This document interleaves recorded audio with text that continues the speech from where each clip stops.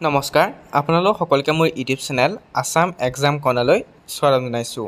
গুৱাহাটী ইউনিভাৰ্চিটিৰ যি post graduate entrance test আছিল সেই এণ্ট্ৰেন্স টেষ্টৰ এখন নটিফিকেশ্যন আউট হৈছে।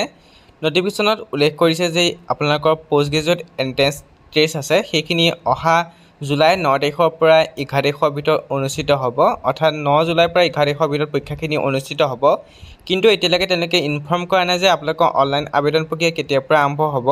যিহেতু নটিফিকেশ্যনখন আজি আউট হৈছে, গতিকে আপোনালোকক কাইলৈ তেওঁলোকে হয়তো জনাব যে আপোনালোকে অনলাইন আবেদন কেতিয়াৰ পৰা কৰিব পাৰিব।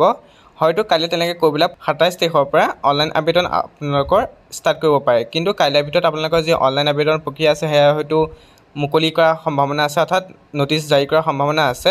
যিহেতু ডিব্ৰুগড় ইউনিভাৰ্চিটি 6 আৰু 7 তাৰিখে পৰীক্ষা পোষ্ট গ্ৰেজুৱেটৰ, গতিকে গুৱাহাটী ইউনিভাৰ্চিটি আপোনালোকৰ 9 পৰা 11 তাৰিখৰ ভিতৰত এই 3 দিনৰ ভিতৰত আপোনালোকৰ পৰীক্ষাখিনি অনুষ্ঠিত হ'ব। যদি আপুনি গুৱাহাটী ইউনিভাৰ্চিটিৰ পোষ্ট গ্ৰেজুৱেটৰ বিষয়ে জানিব বিচাৰে, অৰ্থাৎ পোষ্ট গ্ৰেজুৱেট এণ্ট্ৰেন্স টেষ্টৰ বিষয়ে জানিব বিচাৰে, তাৰ ওপৰত এটা ভিডিঅ' বনোৱা আছে। ডেছক্ৰিপশ্যনত লিংক দি দিম, আপোনালোকে সেই লিংকত গৈ পেলাই সেই ভিডিঅ'টো চাব পাৰিব। কি প্ৰয়োজন হ'ব, ডকুমেণ্ট কি লাগিব, সকলো বিৱৰি সেই ভিডিঅ'টো বনোৱা আছে।